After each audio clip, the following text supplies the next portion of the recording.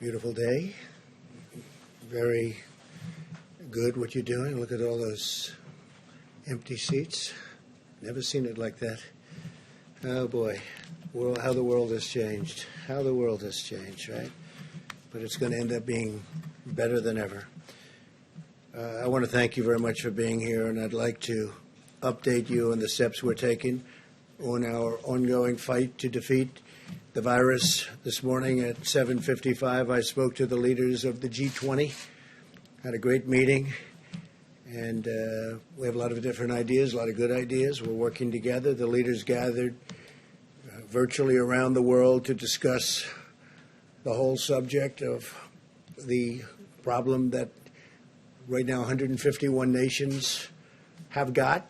We had President Alberto Fernandez of Argentina, Prime Minister Scott Morrison of Australia, President Jair Bolsonaro of Brazil, Prime Minister Justin Trudeau of Canada, President Xi of China, President Emmanuel Macron of France, Chancellor Angela Merkel of Germany, Prime Minister Modi of India, President Widodo of Indonesia, Prime Minister Giuseppe Conte of Italy, Prime Minister Shinzo Abe of Japan. Congratulations to Japan on making a great decision on the Olympics. We're going to make it next year, 2021.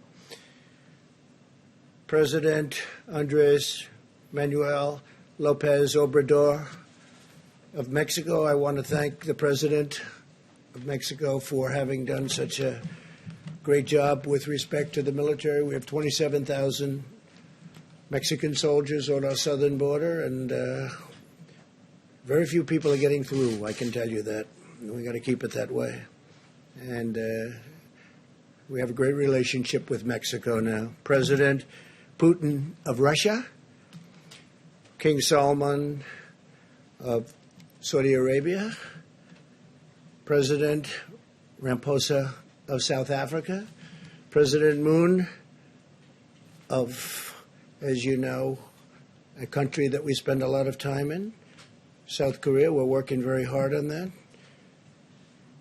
Prime Minister Sanchez of Spain, President Erdogan of Turkey, Prime Minister Boris Johnson of the United Kingdom, President of the European Commission, Ursula von der Leyen, President of the European Council, Charles Michel, United Nations Secretary General Antonio Guterres, World Health Organization Director Tedros Adhanom, World Bank President David Malpass, and the International Monetary Fund Managing Director Kristalina Georgieva. So that's a big group, but it's a great group. And they were all there, every one of them, and we talked about the problem, and hopefully it won't be a problem for too much longer. The United States is working with our friends and partners around the world to stop the spread of the virus and coordinate our efforts. We discussed how vitally important it is for all of our nations to immediately share information and data, and we've been doing that to a large extent, but we'll do it even more so, and to inform our, I guess you could say, inform each of us on the fight that we've got going one way or the other. It's a little bit different, but we're handling it a little bit in different ways. But there is great uniformity, I think. It was a terrific meeting, tremendous spirit among all of those countries. You had 20 countries plus the other people that I mentioned, and tremendous spirit to get this over with. After the meeting with the world leaders, I spoke with the governors of our 50 states and territories. Our team has been in constant communication with the governors, and we had a terrific meeting. Somebody in the fake news said that one of the governors said, "Oh, we need Tom Brady." I said, "Yeah." He meant that in a positive way. He said, "We need Tom Brady. We're going to do great." And he meant it very positively, but they took it differently. They think Tom Brady should be leading the effort. That's only fake news, and I like Tom Brady. Spoke to him the other day. He's a great guy. But I wish the news could be Could be real. I wish it could be honest. I wish it weren't corrupt. But so much of it is. It's so sad to see. Just so sad to see. We had a great meeting. I tell you what, I'm sure you have tapes of the meeting. I'm sure that you were able to get tapes very easily. So you had 50 governors plus. And if you had tapes, you'd see it was really, there's no contention. I would say virtually none. I would say maybe one person, there was a little tiny bit of a raising of a voice, a little wise guy, a little bit. But he's usually a big wise guy, not so much anymore. We saw to it that he wouldn't be so much anymore. But he is, I would rate Mike was there. A lot of the folks in the back were there. And it was a great meeting. It took place at about 12 o'clock. So we went from the G20 to the governors. We also spoke about the economic relief with the governors and the package that we're moving through Congress to deliver much-needed financial assistance to hardworking families and small businesses. I want to thank Democrats and Republicans in the Senate for unanimously passing the largest financial relief package in American history, 96-0, and I have to say it's the largest by far.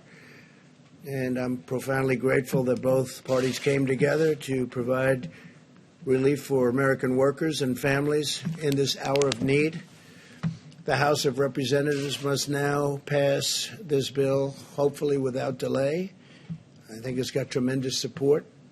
When you're at 96-0, and as you know, a couple of those people are quarantined, and one, Rand Paul, he's actually got it. But he'll be better. He's been a great guy. He's been a great friend of mine, actually. The massive $2.2 trillion relief package includes job retention loans for small businesses with loan forgiveness available for businesses that keep their workers on the payroll. It's pretty good. Loan forgiveness, keep the workers on the payroll. It's pretty good. Direct cash payments will be available to American citizens earning less than $99,000 per year, $3,400 for the typical family of four.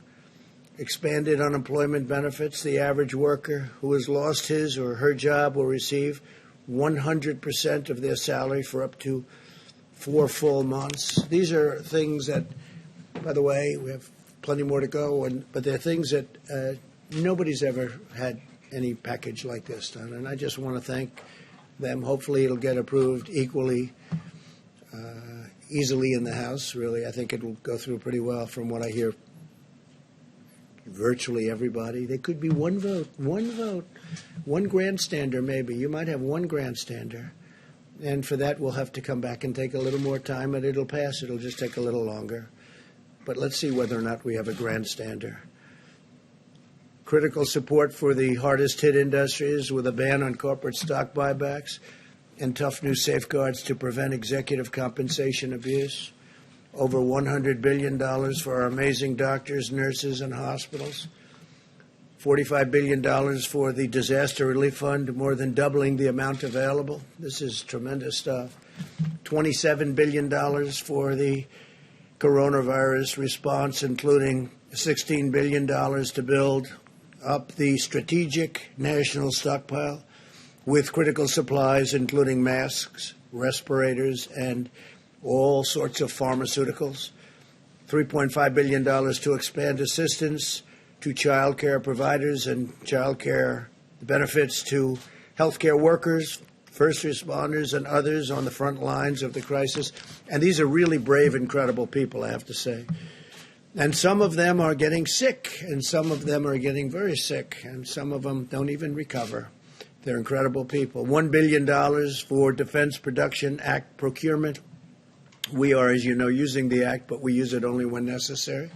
We use it as leverage. We generally don't have to use it to accomplish what we want to accomplish. As of today, FEMA has shipped over 9 million N95 masks, 20 million face masks, 3.1 million face shields, nearly 6,000 ventilators, 2.6 million gowns, 14.6 million gloves, and we're sending more every day, and we've got tremendous amounts of equipment coming in.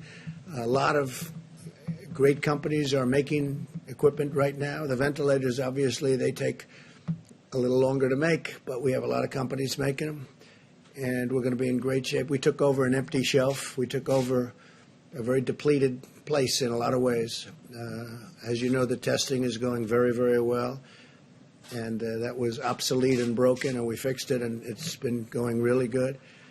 And I think, very importantly, the stockpile, we're really filling it up, and we fill it up rapidly, but we get it out. Sometimes we have it sent directly to the states instead. And again, the state has to be doing this kind of a thing also.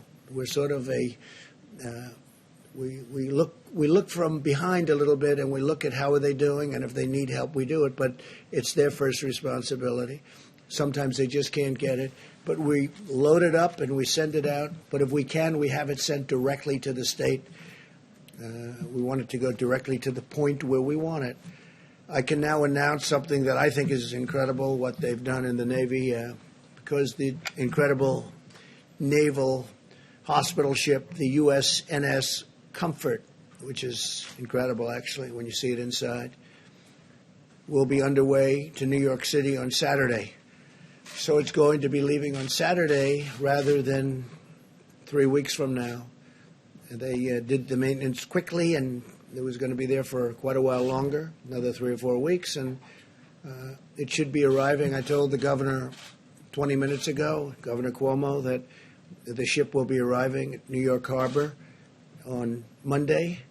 I think I'm going to go out and I'll kiss it goodbye. I'll go to, it's in Virginia, as you know, and I will go and we'll be waving together because I suspect the media will be following. John, are you going to be following? Maybe. You never know, huh? It's a very important vessel. Great ship. It's a great vessel, is right. So if you want to go, I'll see you there, and if you don't, that's okay. After being fully loaded with medical supplies, it's loaded up to the top, and it's over at the Norfolk Naval Base. That's where it departs. It is expected then to, we're saving about 3 to 4 weeks by the incredible work done by the Navy. And I actually look forward to Saturday to see it go. The ship will arrive, and I believe it's going to get a little bit of a ceremony. There's something very beautiful about it. It's an incredible piece of work. Going to be landing at Pier 90 in Manhattan to provide hospital surge capacity for the New York metropolitan area. So it's a surge capacity. They may use it for this, or they may have other people coming in from hospitals unrelated to the virus, and then they'll use those hospitals on land. They'll use those hospitals for the virus, but we'll see how they do it. They could do it either way, one way or the other, whichever one is best. But it could be, because it's set up so well for a regular hospital, that they may take people out of hospitals and then use those rooms for the virus. The National Institute of Health and the private sector, working closely with the FDA, continue to collaborate to discover and test treatments and therapies that can effectively reduce the duration and symptoms of the virus and very much help people to recover. And I'm firmly committed to bringing these treatments to market very quickly. We have a lot of tests going on with regard to different medicines. And I hope we get lucky. I hope we hit. A lot of talented scientists and doctors are working on therapeutics, a cure, vaccines. I think we're doing very well. Tony may speak to that a little bit later, but I think we're doing very well with regard to the vaccines. I think we're doing well with regard to a lot of the things I just mentioned, but we'll have to see what happens. We're going to know fairly soon about a lot of them. But it's very advanced, and the vaccines are very advanced prior to, as you know, a fairly reasonably long test period of, in that case, over a year. Every American should be proud of the incredible spirit our country has brought to this effort. It's been incredible. Citizens from all walks of life have come together to turn the tide in this battle. We're witnessing the extraordinary power of American unity like a lot of people have never seen. Even getting a vote. You're talking about trillions of dollars, and you get a vote of 96 to nothing. We are waging war on this virus using every financial, scientific, medical, pharmaceutical, and military resource to halt its spread and protect our citizens. I want to express our tremendous thanks to the American people for continuing to practice social distancing like you people are practicing right here. I don't know, this room may never be the same. Maintaining good hygiene and follow government guidelines. Vice President Pence lifts up that card every time. And it's not very complicated, but hopefully you can do that. And your commitment will make all the difference in the world, and that's one of the big ones will be, for a while, stay home. Just relax, stay home. Making a lot of progress. As we continue to gather more information and accelerate the testing, where we're doing record numbers of tests now, far more than any other country has done. I told you yesterday, 8 days here, because you heard so much about South Korea. The media kept talking about South Korea, South Korea. We have a great relationship with President Moon in South Korea. But when I hear so much about South Korea, so in 8 days, we do more testing than they did in 8 weeks. And it's a very highly sophisticated test. We'll be able to deploy even more data-driven and targeted approaches to slow the ultimately, it's a very devastating thing, but we will vanquish this virus, and it's a lot of progress has been made. That's why earlier today I sent a letter to America's governors describing how we will be using the data to update existing guidance on social distancing, which will be developed in close coordination with our nation's public health officials and scientists. Because of the sacrifices of our great doctors and nurses and healthcare professionals, the brilliance of our scientists and researchers, and the goodness and generosity of our people, I know that we will achieve victory and quickly return to the path of exceptional health, safety, and prosperity for all of our citizens. We have to get back to work. Our people want to work. They want to go back. They have to go back. And we're going to be talking about dates. We're going to be talking with a lot of great professionals. But this is a country that was built on getting it done. And our people want to go back to work. I'm hearing it loud and clear from everybody. So we'll see what happens. We're going to have a lot more information early next week, and we'll be reporting that back. But I just want to leave it with you. We have to go back. This is the United States of America. They don't want to sit around and wait, and they'll be practicing. And by the way, a lot of people misinterpret when I say go back. They're going to be practicing as much as you can, social distancing and washing your hands and not shaking hands and all of the things that we talk about so much. But they have to go back to work. Our country has to go back. Our country is based on that. And I think it's going to happen pretty quickly. I think it's going to happen pretty quickly. A lot of progress is made, but we got to go back to work. We may take sections of our country, we may take large sections of our country that aren't so seriously affected, and we may do it that way, but we've got to start the process pretty soon. So we'll be talking to you a little bit more about that next week. And with that, if you have any questions, you could ask, and then I'm going to have Vice President stay behind, and he's going to take questions and also introduce some of the people. You could ask them some questions. John, please. Mr. President, unemployment numbers out today, 3.3 million. Yeah. I take it not a surprise, No, not at all. but still a staggering number. I'm wondering about your perspective on that. Well, it's nobody's fault, certainly not in this country.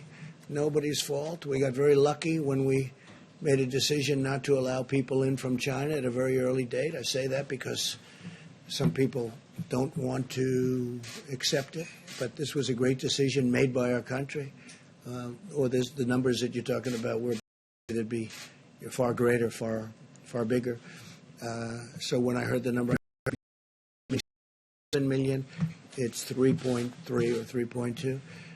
But it's a lot of jobs. But I think we'll come back very strong. The sooner we get back to work, every day that we stay out, it gets harder to bring it back very quickly.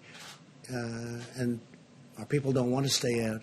So I know those numbers, John, but I think you'll see a very fast turnaround once we have a victory over the hidden enemy, as I say. It's a hidden enemy. Sometimes a hidden enemy is a lot tougher than somebody that stares you in the face, right? So we'll see what happens. But, I mean, they're fully expected numbers, at least. Steve, please. The U.S. proposal to deploy some troops along the Canadian border, Yeah. and Prime Minister Trudeau was complaining about that. Why is that necessary? Well, we have very strong deployments on the southern border, as you know, with Mexico, and we had some troops up in Canada, but I'll find out about that. I guess it's equal justice to a certain extent. But in Canada, we do have troops along the border. You know, we have a lot of things coming in from Canada. We have trade, some illegal trade that we don't like. We have very strong sanctions on some. We have very strong tariffs on dumping steel. And we don't like steel coming through our border that's been dumped in Canada so they can avoid the tariff. You know, I charge a lot of tariff for the steel. And it's been great for our steel companies because now they can really go. You look at what's happened with steel. It's been pretty incredible. But we've taken in billions and billions of dollars in tariffs on steel. And much of it comes in from China, but they can come through the Canadian border, too. So we're always watching for that. The numbers correctly, the United States now has surpassed China as the country with the highest number of virus cases. Does this surprise you at all? Is it following a predictable trajectory? No, I think it's a tribute to our testing. You know, number one, you don't know what the numbers are in China. China tells you numbers, and I'm speaking to President Xi tonight, I believe, and we'll have a good conversation, I'm sure. But you just don't know, you know, what are the numbers. But I think it's a tribute to the testing. We're testing tremendous numbers of people. And every day, the way the system works, and I want to thank especially Roche has been fantastic, great company. They've done a tremendous amount. Deborah was telling me before that they've really stepped up to the plate and done great, as have other of the companies, but it seems that they're really doing it particularly well.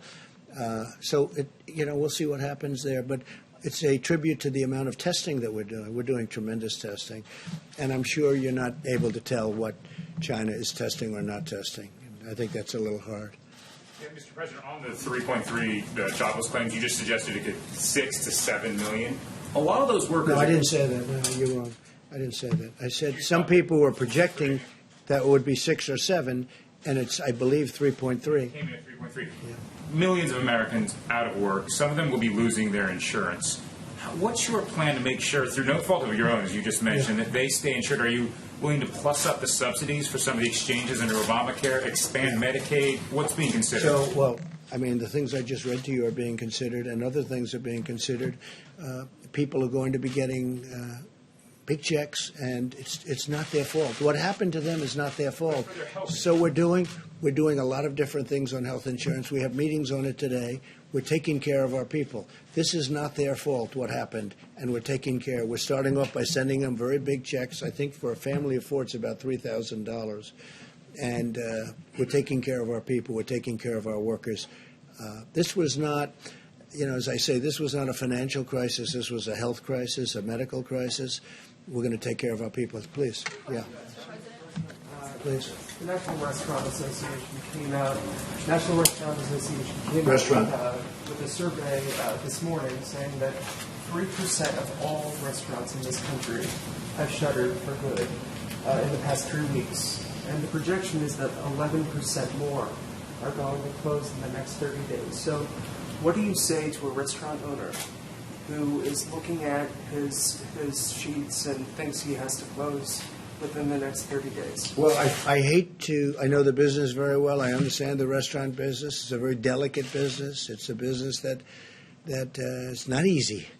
I always say in a restaurant business, you can serve 30 great meals to a person or a family, and they love it. One bad meal, number 31, they never come back again. It's a very tough business, but they're great people that run restaurants. And I've heard 3% could be lost, and you could go as high as 10 or 11%. But they'll all come back in one form or another. It might be a different restaurant, but it's going to be a great business for a lot of people. And we're making it easy for people to look what we're doing in terms of loans, what we're doing in terms of salaries. They'll all come back. It may not be the same restaurant, may not be the same ownership, but they'll all be back. Yes, sir, please. So you mentioned the pledges from American companies to provide supplies. But does it get, as we top 81,000 cases in the U.S., does it make sense to relook at using the Defense Production Act? Well, I talked about the Defense Production Act a lot, and I've enacted it. I have it. I can do it with a pen. And we have actually used it on 2 minor occasions, and then we could withdraw it. But for the most part, the companies, we don't need it. We say, we need this, and they say, don't bother, we're going to do it. I mean, we're dealing with Ford, General Motors, 3M. We're dealing with great companies. They want to do this. They want to do this. They're doing things that frankly, they don't need somebody to walk over there with a hammer and say, do it. They are getting it done. They're making tremendous amounts of equipment, tremendous amounts. And when this is over, we're going to be fully stockpiled, which they would have never been, except for a circumstance. This was something that nobody has ever thought could happen to this country. I'm not even blaming. Look, we inherited a broken situation, but I don't totally blame the people that were before me and this administration. Nobody would have ever thought a thing like this could have happened. But the Production Act, Defense Production Act, is a wonderful thing, but I just haven't had to use it. They know it's activated. They know I can use it. Maybe that frightens them a little bit. You know, it's got tremendous power, but I haven't had to. Please. Thank you, sir. A question for me, and then another question, if you'll let me, for some of my colleagues who are social distancing. Where are they? They're all outside trying to get in. I know. The first question has to do with cruise liners like Carnival and Royal Caribbean. They want this relief aid, but they're worried that because they offshored to places like Panama and Liberia, they might not qualify. Senator Hawley has said that they should move back to the United States before they get a check. Do you agree? Should they pay U.S. taxes to get U.S. taxpayer relief? So I'm a big fan of Senator Hawley, and I also like the idea. There were some senators that didn't want to do anything, like Carnival, great company, but they're based in different places. I won't tell you why. I could tell you exactly where they're based, but I won't do that. But they're based in actually more than one places. You know, ships are registered in different locations. I do like the concept of perhaps coming in and registering here, coming into the United States. It's very tough to make a loan to a company when they're based in a different country. But with that being said, they have thousands and thousands of people that work there, and maybe almost as importantly, that work on shore, filling these ships with goods and products. And the cruise line business is very important. And I know Carnival, what a great job they do, Mickey Harrison. And I would think that we could stick with Senator Hawley and maybe really look at that very seriously. Look, it's a big business. It's a great business. It's a business that employs tremendous number of people outside of the ship itself. I mean, you look at these ports. It's loaded up with shops and people that are involved with the ship. So we're going to work very hard on the cruise line business, and we're going to try and work something out. But I like the concept. Yeah, go ahead. Thank you, sir. The Senate bill includes aid that's directly tied to the airlines. And since before the pandemic, Boeing was already suffering from the losses of 737 MAX airplanes. Do you think it's appropriate to use this legislation to sort of provide them with $17 billion of aid on top of $25 billion that they could qualify for as a passenger airline, and then another $4 billion that they could qualify for as a cargo airline? Is that fair? So the airline business is a very tough business. Over many years, it's been very, very tough. It's got everything. It's got labor. It's got very strong, powerful, you look at the cost of these airliners. Everything is tough, very highly technological. You look at how complicated, how complex. It's got unions. It's got everything. The airline business, generally speaking, has unions. It's a very tough business, always been a very tough business. With that being said, we have to keep our airlines going. And we're going to be using some. Now, maybe we'll take a piece of the airlines for the country, for our country, where we loan money and we take a piece. It's all fully ready. We're ready to go. But if we didn't do that, we'd end up with no airlines, and we can't do that. The airline business is very vital to our country. It's a tough business. We have to understand that. So I could tell you other businesses that are different kinds of business. They're very good businesses. But airlines have always been very, very tough. Please. Two questions for you, Mr. No, President. please. Two questions for you. Yeah, I didn't call you. I called this gentleman. Thank you. Thanks a lot. On Monday, Who are you with? did you speak with? Who are you with? I'm with Bloomberg. Yeah. Bloomberg News, Mario Parker. How's Michael doing? Good? Mr. President, on Monday, did you speak with Chinese President Xi before you urged Americans to not blame Asian Americans for the coronavirus? We noticed that you've backed off of that language. I know you're speaking with him again No, I didn't. tonight. I'm speaking to him tonight. It's scheduled to go tonight. I'll have a call with President Xi of China. Very good relationship. No, I didn't like when they came up, and it wasn't him. Somebody at a lower level, mid-level, we found out pretty much. But they made a statement that our soldiers brought it into China. No, it came from China. And, we just signed a very big deal with China. They're paying us a lot of money in tariffs and other things. They never paid us 10 cents. Look, China has taken advantage of the United States until I came here with Sleepy Joe Biden and Obama and Bush and everybody else. I'm not blaming them. I'm blaming everybody. They were allowed to $500 billion a year they were taking out. We had trade deficits that were so large, nobody's ever seen anything like it. And we've changed it. Look, now we're taking in billions of dollars, and we gave some to our farmers because China, they targeted our farmers. And our farmers are very happy, and our farmers got through a very rough period because of what I was able to do. Took the money from China and gave it to the farmers, and we had plenty left over after that. Now we're going into a phase 2 negotiation with China, but we're getting 25% on $250 billion, and then we're getting a lot on money after that. So we've never had a deal with China. China took advantage of the United States. And you know what? I don't blame China for that. I blame the people that were right here because they should have never allowed it to happen. But the relationship with China has been a very good one. John? Mr. President, did President Xi ask you to calm that language down or to not use that language? He never asked me to comment on that. No. Somebody might have spoken to somebody, but nobody spoke to me about it. I think it was time, though, because, I talk about the Chinese virus. And I mean it. That's where it came from. If you look at Ebola, if you look at Lyme, right, Lyme, Connecticut, you look at all these different horrible diseases, they seem to come with the name, with the location.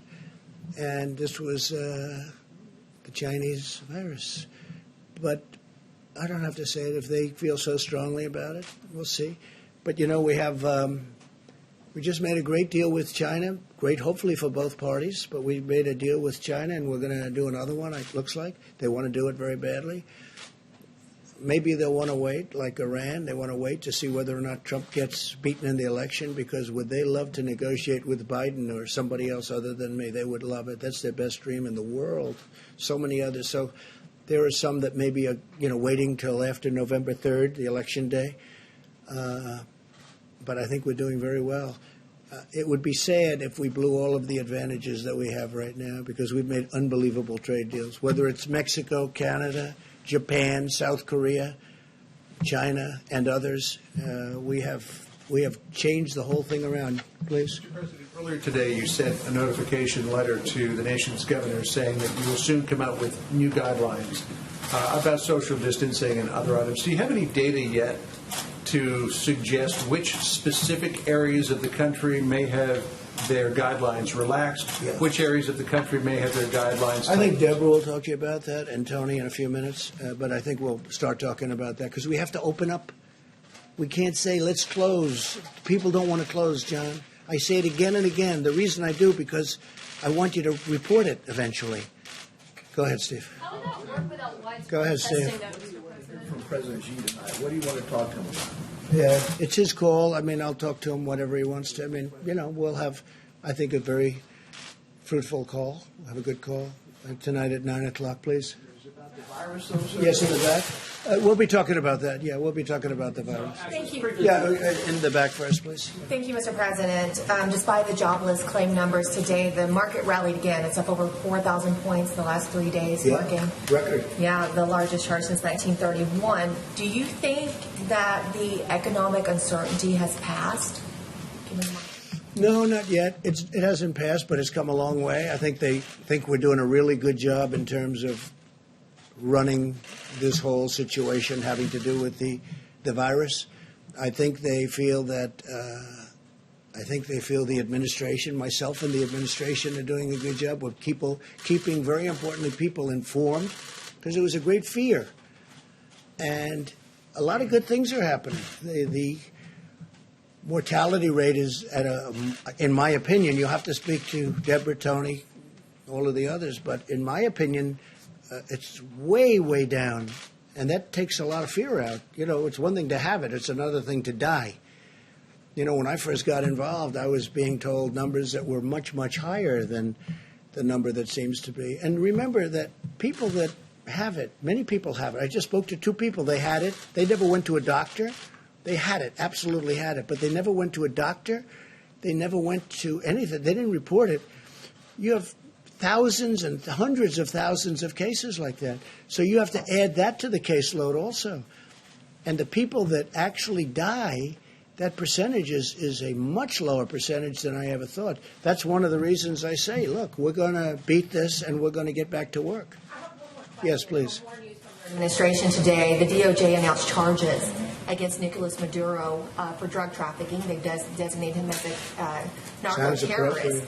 It's also expected that Venezuela is going to get hit really hard by the coronavirus. Does the administration see this as a weak point for the Maduro regime? No, we don't look at a weak point. This is a serious problem for over 150 nations, the virus. I would say this, Maduro and Venezuela, we're watching it very closely. We'll see what happens. But that is correct. Those charges were made. Please.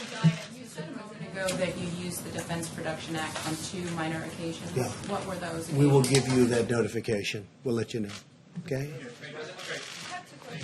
Can I follow up on John's question about the classifying for counties? A lot of these areas have not done testing yet.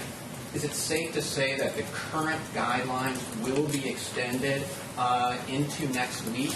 Will you wait to change those guidelines until you have the data yet? I want those guidelines to go even when we're open and fully operational. And frankly, much of the guidelines, like shaking hands, maybe people aren't going to be shaking hands anymore.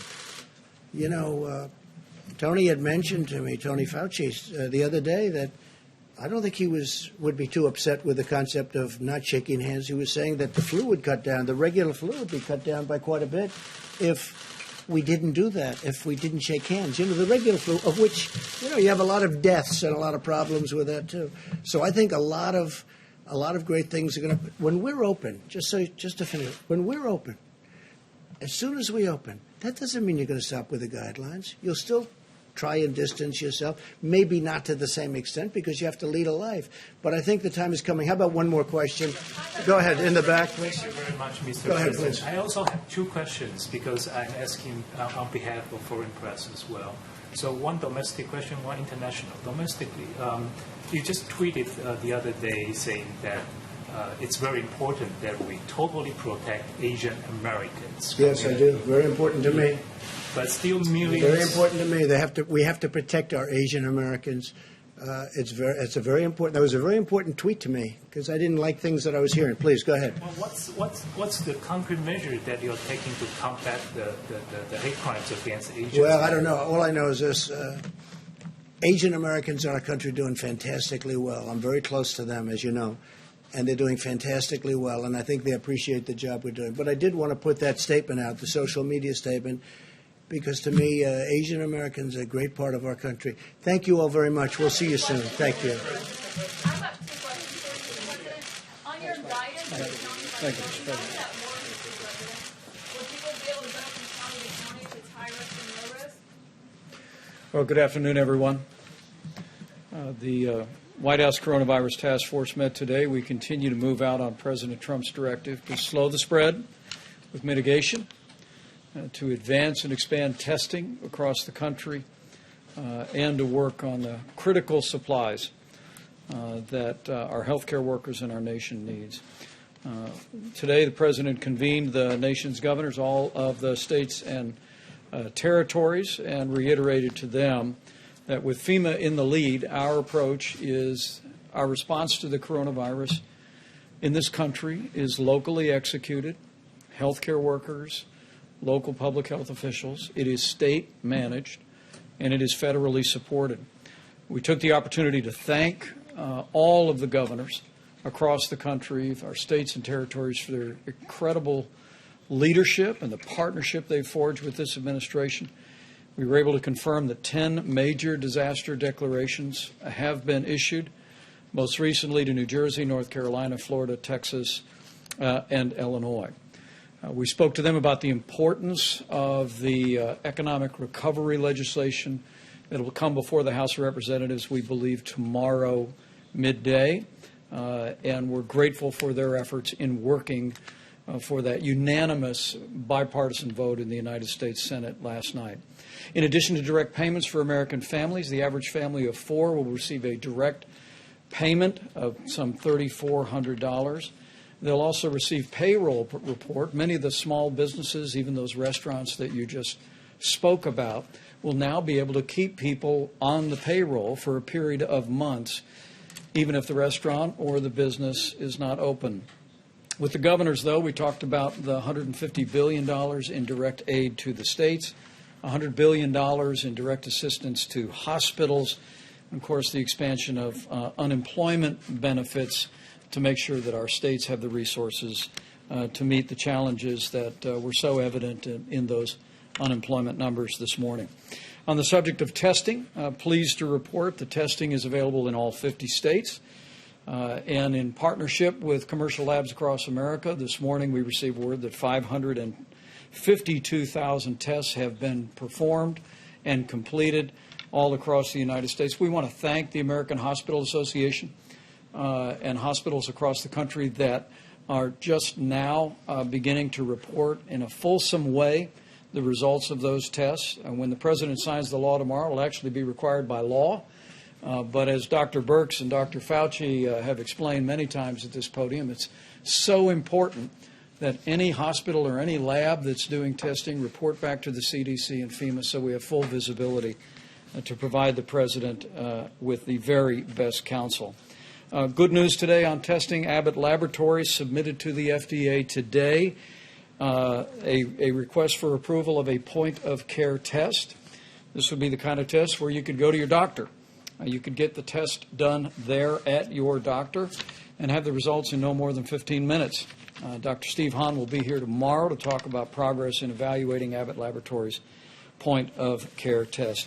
Also, speaking of the FDA, on the subject of swabs, the FDA did announce earlier this week that testing symptomatic patients by swabbing from the front of the nose is perfectly appropriate, and it's already begun across the country. It allows for self-collection, and it also relieves the burden on health care protection. It saves personal protective equipment from being expended when people can administer a test themselves. And Dr. Birx will speak about the importance and the availability of swabs. With regard to supplies, you heard the President speak about what we have already shipped out from the National Strategic Stockpile. More than 9 million N95 masks for healthcare workers, 20 million surgical masks, 6,000 ventilators, and millions of gloves and gowns and face shields. In addition to that, we are working with a number of suppliers to manufacture ventilators, even while we work with state leaders to assess not just what ventilators are available in their state hospitals, but what ventilators are available in private hospitals across their state. And governors across the country are doing great work evaluating the full supply of tens of thousands of ventilators that are available. Let me also say thank you to the American Society of Anesthesiologists and Dr. Mary Peterson. The American Society of Anesthesiologists actually produced a video. Tomorrow they will host a webinar for healthcare workers to demonstrate how the devices that anesthesiologists use can be very easily converted into a ventilator that's appropriate for a patient struggling with respiratory ailment like the coronavirus. And we're very grateful. This actually adds tens of thousands of devices to the supply, and we're all truly grateful to Dr. Peterson and the whole association for their full cooperation.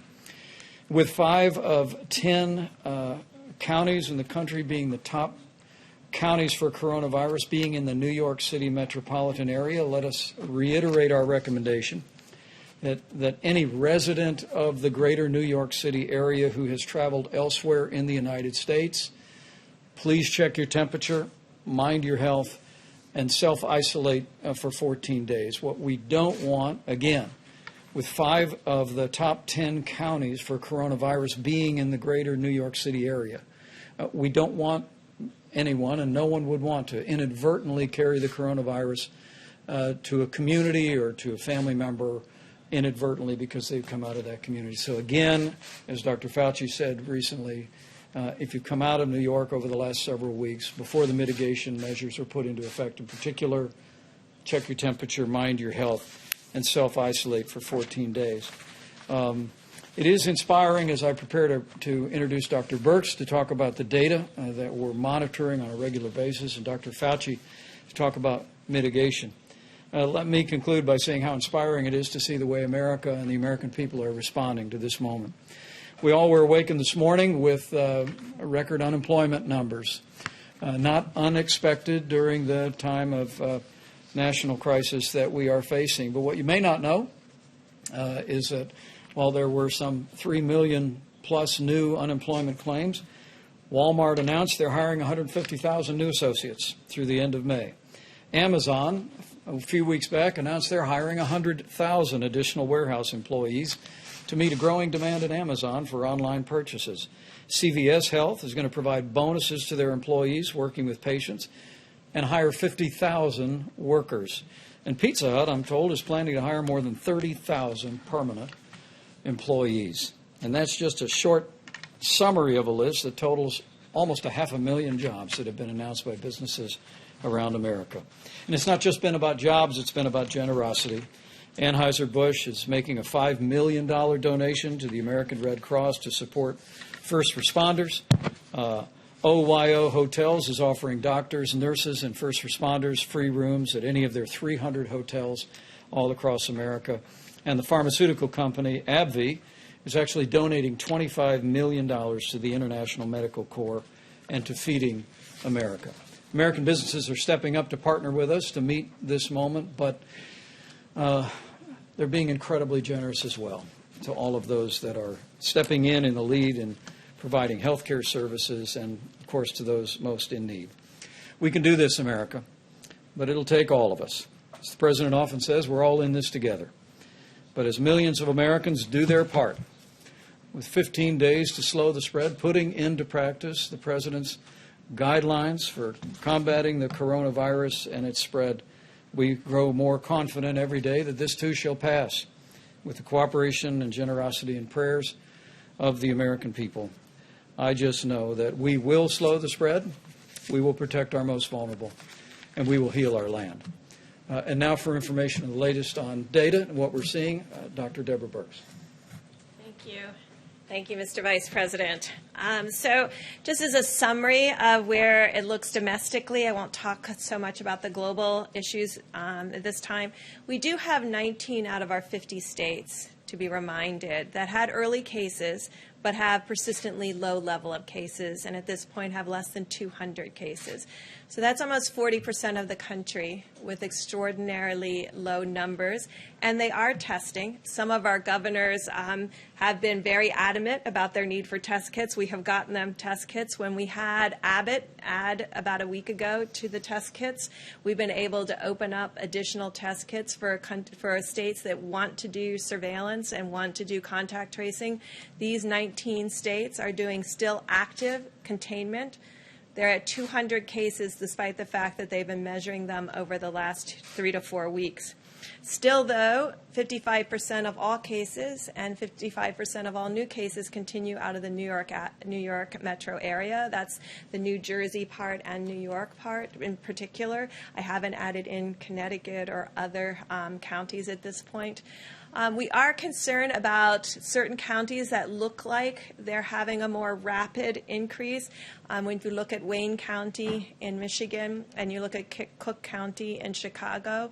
So we have integrated all of our information to not only look at where the cases are today, but how they're moving, so we can alert FEMA to where we think the next potential hotspot is. All of the counties that I've mentioned, the hotspots are in urban areas or in the communities that serve that urban area. And I think that's something very important to remember as we move forward. Because of the innovations within our private sector, we continue to have these new platforms added for laboratory testing. And these become critical platforms for states that have very low rates and very low rates needed to test. Why is that important?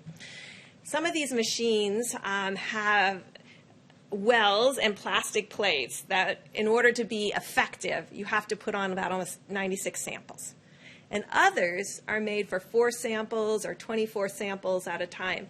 So what's critical for us to be able to do is to match the need to the county and state. And that's the role that we can provide advice on, because we get to see across the whole country and where those items are needed most. And so this is allowing us to adapt and adopt really allocation of tests or recommendations to state of what piece of equipment they may need. Of the 550,000 tests, you can do the math, but we're still running somewhere about 14% overall. That means 86% of the people with significant symptoms, because remember, you had to have a fever and symptoms to get tested at this point. So still 86% are negative. These are really important facts for the American people. I'm sure many of you saw the recent report out of the UK about them adjusting completely their needs. This is really quite important. If you remember, that was the report that said there would be 500,000 deaths in the UK and 2.2 million deaths in the United States. They've adjusted that number in the UK to 20,000. So 500,000 to 20,000. We're looking into this in great detail to understand that adjustment. I'm going to say something that's a little bit complicated, but I'm going to try to do it in a way that we can all understand it together. In the model, either you have to have a large group of people who are asymptomatic, who've never presented for any test, in order to have the kind of numbers that were predicted. To get to 60 million people infected, or of 6 million people infected, you have to have a large group of asymptomatics, because in no country to date have we seen an attack rate over 1 in 1,000. So either we're only measuring the tip of the iceberg of the symptomatic cases, and underneath it are a large group of people. So we're working very hard to get that antibody test, because that's a good way to figure out who are all these people under here and do they exist. Or we have the transmission completely wrong. So these are the things we're looking at, because the predictions of the models don't match the reality on the ground in either China, South Korea, or Italy. We are about 5 times the size of Italy. So if we were Italy and you did all those divisions, Italy should have close to 400,000 deaths. They're not close to achieving that. So these are the kinds of things we're trying to understand. Models are models. We're adapting now to the reality. There's enough data now of the real experience with the coronavirus on the ground to really make these predictions much more sound. So when people start talking about 20% of a population getting infected, it's very scary. But we don't have data that matches that based on the experience. And then finally, the situation about ventilators. We were reassured in meeting with our colleagues in New York that there are still ICU beds remaining, and there's still significant, over 1,000 or 2,000 ventilators that have not been utilized yet. Please, for the reassurance of people around the world, to wake up this morning and look at people talking about creating DNR situations, do not resuscitate situations for patients. There is no situation in the United States right now that warrants that kind of discussion. You can be thinking about it in a hospital. Certainly many hospitals talk about this on a daily basis. But to say that to the American people, to make the implication that when they need a hospital bed, it's not going to be there, or when they need that ventilator, it's not going to be there. We don't have an evidence of that right now. And it's our job collectively to assure the American people that it's our collective job to make sure that doesn't happen. Right now, you can see these cases are concentrated in highly urban areas. There are other parts of the states that have lots of ventilators in other parts of New York State that don't have any infections right now. So we can be creative, we can meet the need by being responsive. But there's no model right now, no reality on the ground where we can see that 60 to 70% of Americans are going to get infected in the next 8 to 12 weeks. I just want to be clear about that. So we're adapting to the reality on the ground. We're looking at the models of how they can inform, but we also are learning very clearly from South Korea and from Italy and from Spain.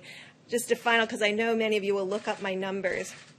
The only people who are over really 1 in 1,000 cases are people that have very small populations, like Monaco and Liechtenstein. So you will see a different number coming from when your population is really tiny. One case can put you over 1 to 1,000 or 2 to 1,000. Thank you. Good. We'll do questions in a moment. Dr. Thompson. Thank you, Mr. Vice President. I'm going to change the topic just a little bit because there was a questions that came up, and I've been asked about this on a couple of media interactions regarding the interventions that we're talking about. And it's important because it's about something that I said yesterday about what we would likely see. Whenever you put the clamps down and shut things down, you do it for 2 reasons. You do it to prevent the further spread, as we call mitigation, but you also do it to buy yourself time to get better prepared for what might be a rebound. It may be a rebound that we get things really under control, and then you pull back, which ultimately we're going to have to do. Everybody in the world is going to have to do that. You're either going to get a rebound or it might cycle into the next season. So what are we going to do to prepare ourselves for that? One of the most important things is one that I mentioned several times from this podium, and that is to clarify a bit about the timeline for vaccines. And would that have any real impact on what we would call a rebound or what we would call a cycling in the season? Certainly, for sure, a vaccine is not going to help us now, next month, the month after. But as I mentioned to you, we went into a phase 1 trial, and I keep referring to one vaccine. There's more than one. There's a couple of handfuls of vaccines at different stages of development, but they're all following the same course. And the course is you first go into a phase 1 trial to see if it's safe, and you have very few people, 45 people within a certain age group, all healthy, none at really any great risk of getting infected. And the reason you do that, because you want to make sure that it's safe. Then the next thing you do, and that takes about 3 months, easily, maybe more. So that's going to bring us into the beginning or middle of the summer. Then you go to a phase 2 trial, or what we say 2-3, which means we're going to put a lot of people in there. Now, we hope that there aren't a lot of people getting infected, but it is likely there will be somewhere in the world where that's going on. So it's likely that we will get what's called an efficacy signal, and we will know whether or not it actually works. If, in fact, it does, we hope to rush it to be able to have some impact on recycling in the next season.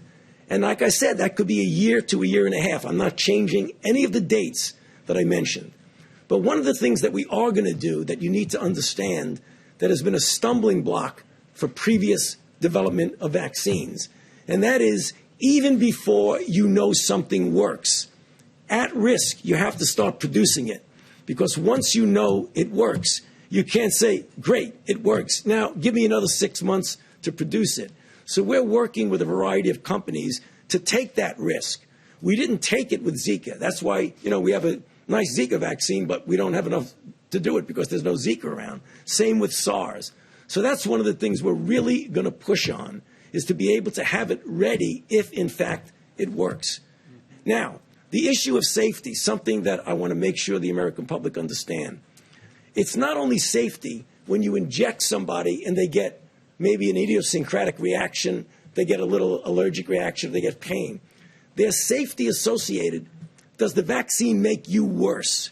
And there are diseases in which you vaccinate someone, they get infected with what you're trying to protect them with, and you actually enhance the infection.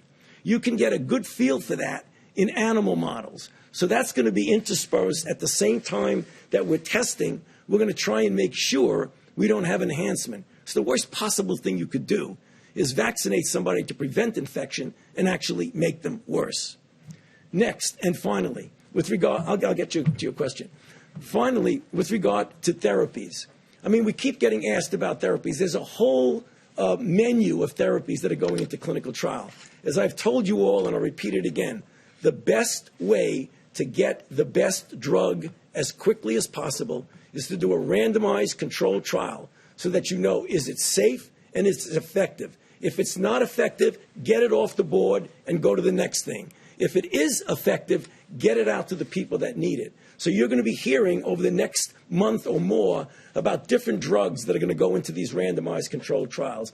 And I feel confident, knowing about what this virus is and what we can do with it, that we will have some sort of therapy that give at least a partial, if not a very good protection in preventing progression of disease. And we'll be back here talking about that a lot, I'm sure. Thank you.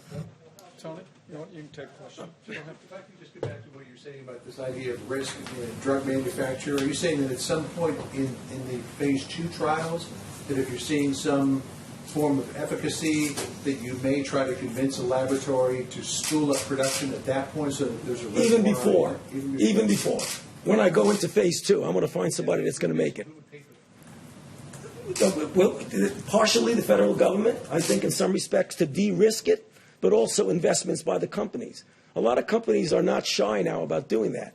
Usually when you do that at risk, John, you got to give some backup for them. And we've done that. We've put hundreds of millions of dollars into companies to try and make vaccines. I wouldn't hesitate to do that for a moment now. Have you already had a conversation about that?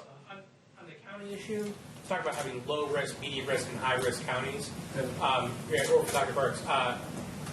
But there's no domestic travel restrictions. What's to prevent somebody from a high risk county going to a low risk county? Don't you risk creating a patchwork system, allowing more cases to slip through the cracks and the virus to spread in other areas of the country? I think this is a very important concept, and it's why we've really worked on messaging to the American people about these 15 days to stop the spread. Because part of this will be the need to have highly responsible behavior between counties.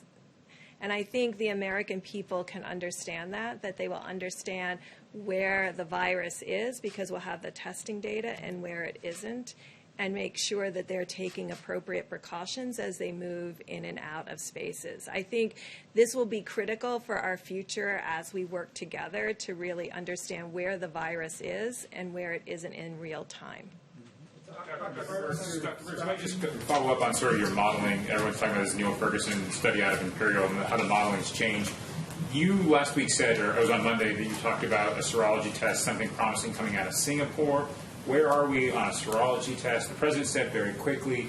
And then is that what you need to do, some sort of community survey so you can get to some of these X and Zs so you can figure this all out? So we're talking to CDC right now. They are extraordinary in outbreaks and contact tracing. So they are going to be the workforce behind any new strategy that looks at counties that need to completely move into containment and surveillance and contact tracing.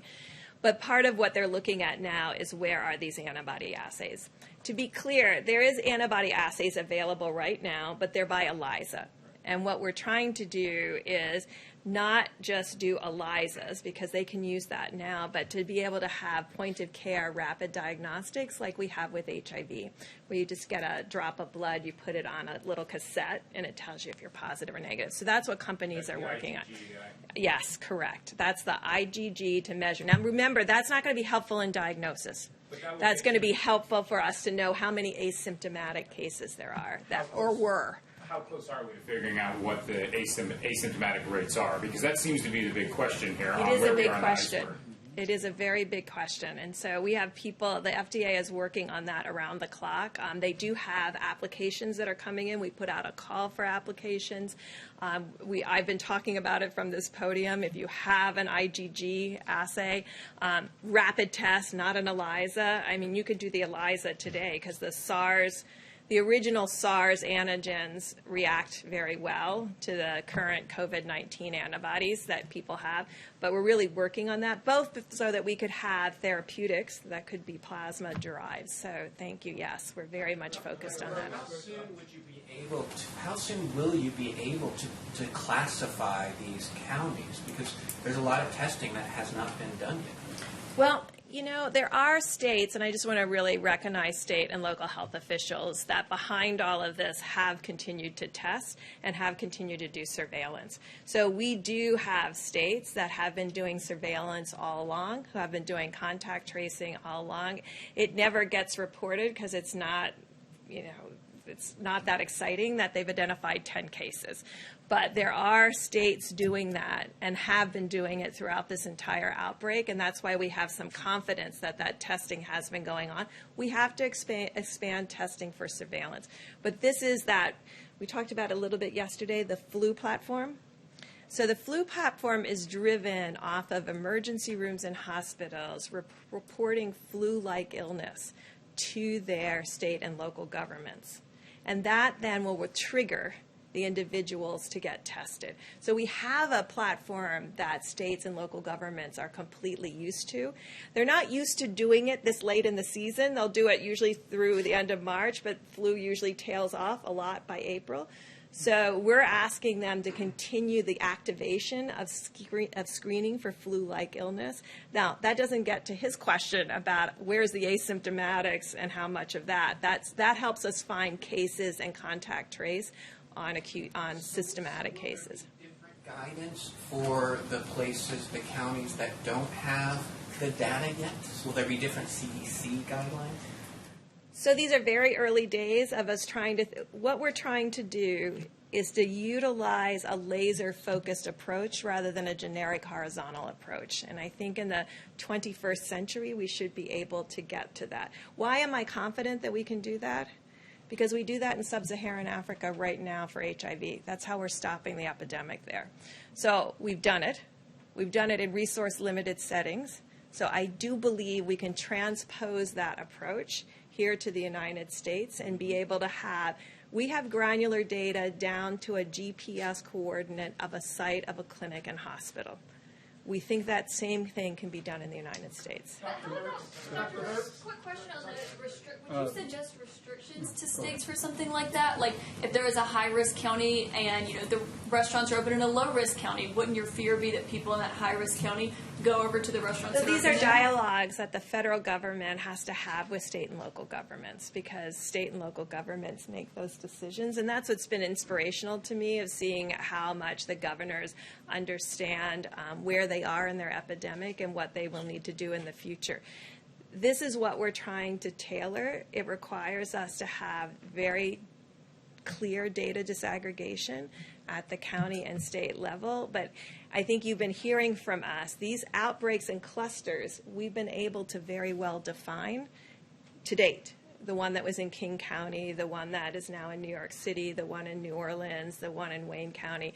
So, and we can see that spread throughout the region and those closely related counties. So this is what we're talking about, how to do surveillance, how to do contact tracing, and how to do each of these items to make sure that you prevent that spread. What's your timeline, do you think? What's your timeline for implementing guidance like this? Well, we have to get all of our data together. We owe it to the president.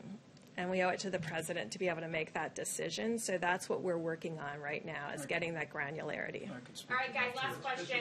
I'll go to John for a second. I can speak to that. The president sent a letter to all the governors today indicating that, as every American recognizes, that the importance of 15 days to slow the spread, that we're approaching day 15. And what the president told the governors, that we're going to listen to the very best health experts in the world. We're going to examine that data very carefully, and we'll be presenting this weekend, the president, a range of recommendations and additional guidance for going forward. The president's made it clear that, in his words, he wants to open the country up, but we're going to do that responsibly. And as the president told the governors today, we'll do that based on the data. John, one last one. Mr. Vice President? I'll go to John. We'll slip away. Unless there was a last-minute glitch, we should probably see Phase 3 pass the House tomorrow. Yes. Already there are many members who are talking about the need for a Phase 4. Do you see the need for a Phase 4? And if so, what do you think should be addressed in it? Well, first, let me just say again how grateful the president and I know governors across the country are, for the extraordinary bipartisan work that's been done on Capitol Hill. not just in the bill that will be taken up by the House of Representatives tomorrow, but in legislation last week that extended paid family leave, free coronavirus testing to every American, made sure that all the agencies at every level of the federal government had the resources to meet this moment. It's really been a very inspiring time. But what the President's made clear to our governors, we're going to do whatever it takes. And already we're hearing from some governors about the need for additional resources. And we will evaluate those very carefully. And I think the Secretary of the Treasury has already indicated, and congressional leadership has already indicated a willingness to remain open to that. The American people know we're all in this together, and the unity that you see on Capitol Hill, the unity that this president has marshaled among governors all across this country in our states and territories will continue to drive forward. We're going to make sure the people on the front lines are our healthcare workers, the people that are serving them, make sure our state governments, make sure every agency of the federal government have everything we need to put the health of America first. We'll see you back here tomorrow. Thank you all.